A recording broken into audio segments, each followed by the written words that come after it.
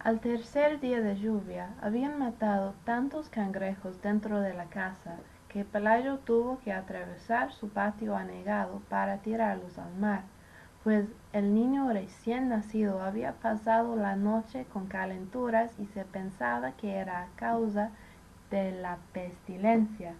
El mundo estaba triste desde el martes. El cielo y el mar eran una misma cosa de ceniza, y las arenas de la playa, que en marzo fulguraban como polvo de lumbre, se había convertido en un caldo de lodo y mariscos podridos. La luz era tan mansa al mediodía que cuando Pelayo regresaba a casa después de haber tirado los cangrejos, le costó trabajo ver qué era lo que se movía y que se quejaba en el fondo del patio. Tuvo que acercarse mucho para descubrir que era un hombre viejo que estaba tumbado boca abajo en el lodazal, y a pesar de sus grandes esfuerzos no podía levantarse porque se lo impedían sus enormes alas. Asustado por aquella pesadilla, Pelayo corrió en busca de Elisenda, su mujer, que estaba poniéndole compresas al niño enfermo, y la llevó hasta el fondo del patio. Ambos observaron el cuerpo caído con un callado estupor. Estaba vestido como un trapero. Le quedaban apenas unas hilachas descoloridas en el cráneo pelado y muy pocos dientes en la boca, y su lastimosa condición de bisabuelo ensopado lo había desprovisto de toda grandeza. Sus alas de gallinazo grande, sucias y medio desplumadas, estaban encalladas para siempre en el lodazal. Tanto lo observaron y con tanta atención que Pelayo y Elisenda se sobrepusieron muy pronto del asombro y acabaron por encontrarlo familiar. Entonces se atrevieron a hablarle, y él les contestó en un dialecto incomprensible, pero con una buena voz de navegante. Fue así como pasaron por alto el inconveniente de las alas y concluyeron con muy buen juicio que era un náufrago solitario de alguna nave extranjera abatida por el temporal. Sin embargo, llamaron para que lo viera a una vecina que sabía todas las cosas de la vida y de la muerte, y a ella le bastó con mirarlo para sacarlos del error. Al día siguiente todo el mundo sabía que en casa de Pelayo tenía cautivo un ángel de carne y hueso. Contra el criterio de la vecina sabia, para que los ángeles de estos tiempos eran sobrevivientes fugitivas de una conspiración celestial, no habían tenido corazón para matarlo a palos. Pelayo estuvo vigilando toda la tarde desde la cocina armado con un garrote de alguacil, y antes de acostarse lo sacó a rastras del lodazal y lo encerró con gallinas en el gallinero alumbrado. A medianoche, cuando terminó la lluvia, Pelayo y Elisenda seguían matando cangrejos. Poco después el niño despertó sin fiebre y con deseos de comer. Entonces se sintieron magnánimos y decidieron poner al ángel en una balsa con agua dulce y provisiones para 3 días y abandonarlo a su suerte en alta mar. Pero cuando salieron al patio con las primeras luces, encontraron a todo el vecindario frente al gallinero, retrozando con el ángel sin la menor devoción y echándole cosas de comer por los huecos de alambradas, como si no fuera una criatura sobrenatural, sino animal de circo. El padre González llegó antes de las 7, alarmado por la desproporción de la noticia. A esa hora ya habían acudido curiosos menos frívolos que los del amanecer, y habían hecho toda clase de conjeturas sobre el porvenir del cautivo. Los más simples pensaban que sería nombrado alcalde del mundo. Otros, de espíritu más áspero, suponían que sería ascendido a general de 5 estrellas para que ganara todas las guerras.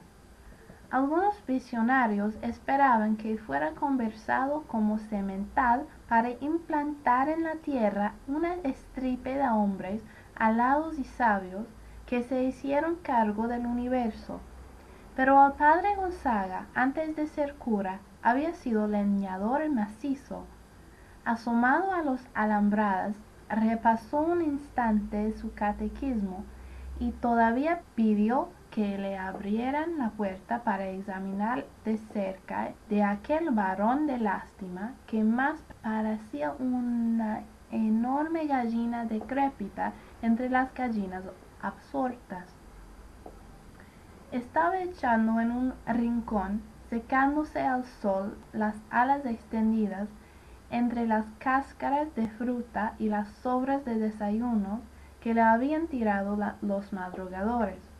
Ajeno a las impertinencias del mundo, apenas si levantó sus ojos de anticuario y murmuró algo en su dialecto cuando el padre Gonzaga entró en el gallinero y le dio los buenos días en latín.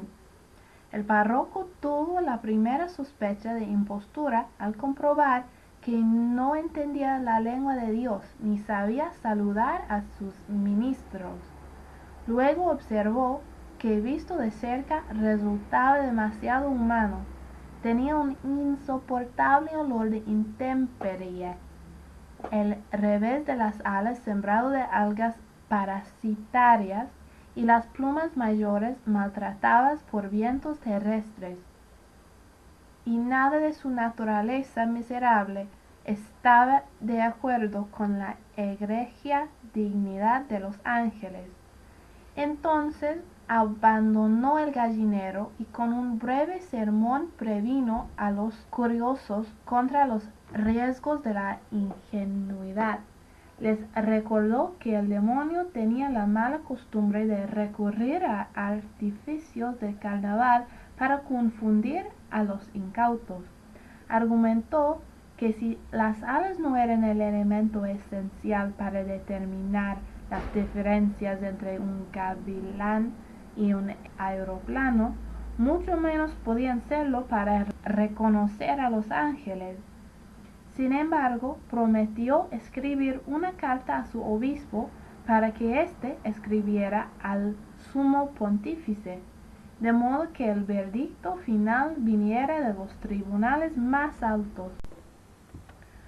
Su prudencia cayó en corazones estériles. La noticia del ángel cautivo se divulgó con tanta rapidez que al cabo de pocas horas había en el patio un alboroto de mercado y tuvieron que llevar la tropa con bayonetes para espantar el tumulto que ya estaba a punto de tumbar la casa. Elisenda, con el espinazo torcido de tanto barrer basura de feria, tuvo entonces la buena idea de tapiar el patio y cobrar 5 centavos por la entrada para ver al ángel. Vinieron curiosos hasta de la Martinica. Vino un feria ambulante con un acróbata volador que pasó zumbando varias veces por encima de la muchedumbre, pero nadie le hizo caso porque sus alas no eran de ángel sino de murciélago sideral. Vinieron en busca de salud los enfermos más desdichados del Caribe. Una pobre mujer que desde niña estaba contando los latidos de su corazón y ya no le alcanzaban los números. Un jamaicano que no podía dormir porque lo atormentaba el ruido de las estrellas. Un sonámbulo que se levantaba de noche a deshacer dormido las cosas que había hecho despierto, y muchas otras de menor gravedad.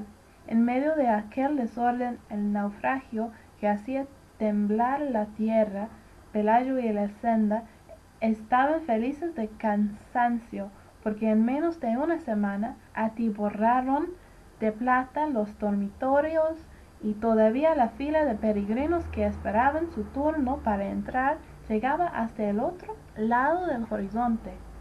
El ángel era el único que no participaba en su propio acontecimiento.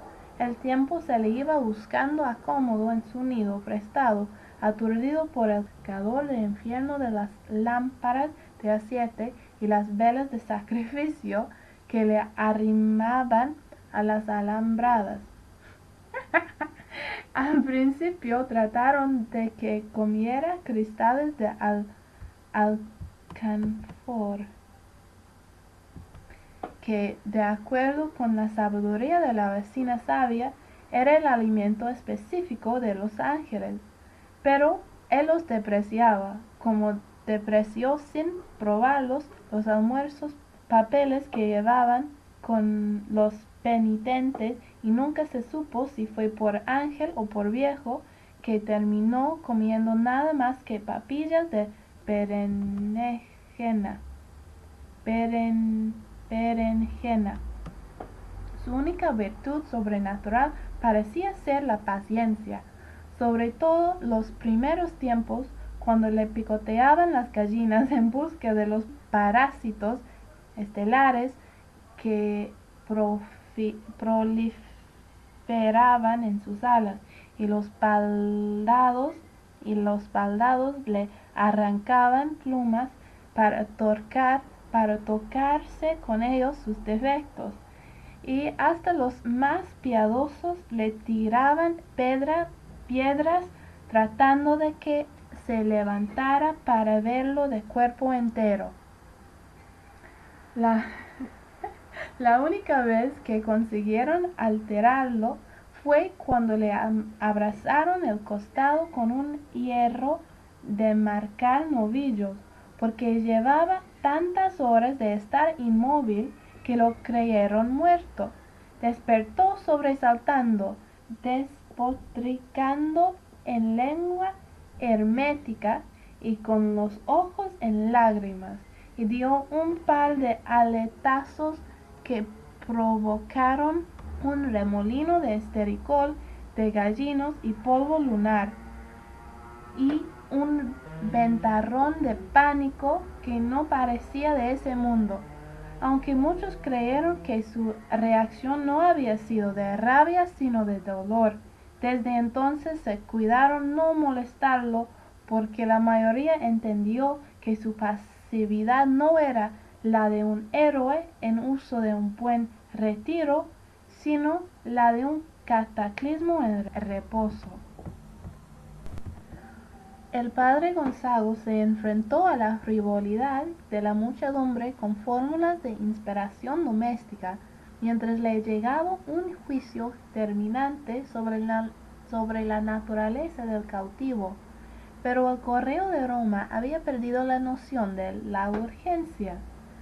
El tiempo se les iba en averiguar si el convicto tenía ombligo, si su dialecto tenía algo que ver con el arameo, si podía caber muchas veces en la punta de un alfiler, o si no sería simplemente un noruego con alas. Aquellas cartas de parsimonia habrían ido y venido hasta el fin de los siglos, si un conocimiento providencial no hubiera puesto término a las tribulaciones del párroco.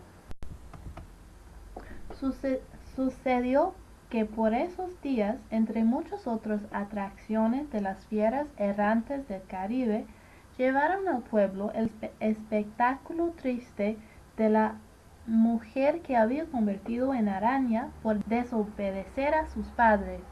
La entrada para verla no solo costaba menos que la entrada para ver al ángel, sino que permitían hacerle toda clase de preguntas sobre su absurda condición y examinarla al derecho y al revés, de modo que nadie pusiera en duda la verdad del horror.